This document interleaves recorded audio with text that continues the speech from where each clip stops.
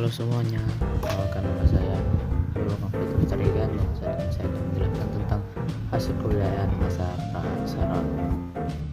Pertama, zaman Paleolitikum. Terdapat 3 hasil kebudayaannya. Yang pertama, kapak genggam. Fungsi dari kapak genggam ini adalah untuk menusuk, memotong, dan melubangi kulit binatang. Hasil kebudayaan yang kedua ialah kapak perimbas. Fungsi dari kapak perimbas ini sendiri adalah untuk membantu pembuatan alat-alat serpit dan pekerjaan berat seperti sebagai alat pemecah tulang. Dan hasil kebudayaan yang ketiga yaitu flakes.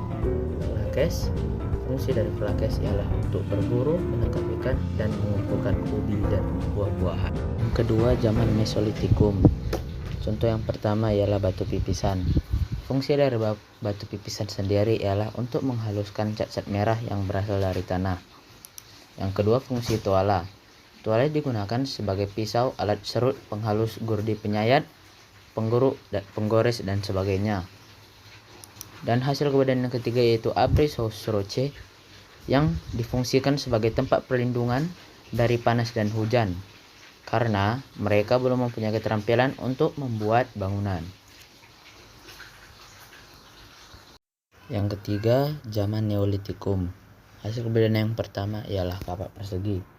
Fungsi dari kapak persegi ini ialah membantu menanam tanaman dan memotong hasil tanaman sebagai alat memotong, pengerat maupun pemukul dalam pembuatan perahu dan juga sebagai alat barter dalam sidang perdagangan. Yang kedua ialah kapak lonjong. Fungsi dari kapak lonjong sendiri ialah untuk memotong kayu. Dan yang hasil kebudayaan yang ketiga ialah tembikar. Tembikar ini digunakan sebagai alat keperluan sehari-hari, biasanya sebagai jenis periuk, cawan, piring, kendi, dan tempayan. Dan di zaman yang terakhir ada zaman Megalitikum. Dan hasil kebudayaannya yang pertama ialah dolmen. Fungsi dari dolmen sendiri ialah sebuah meja yang terbuat dari batu yang berfungsi sebagai tempat meletakkan saji-sajian untuk pemujaan. Hasil kebudayaan yang kedua ialah menhir.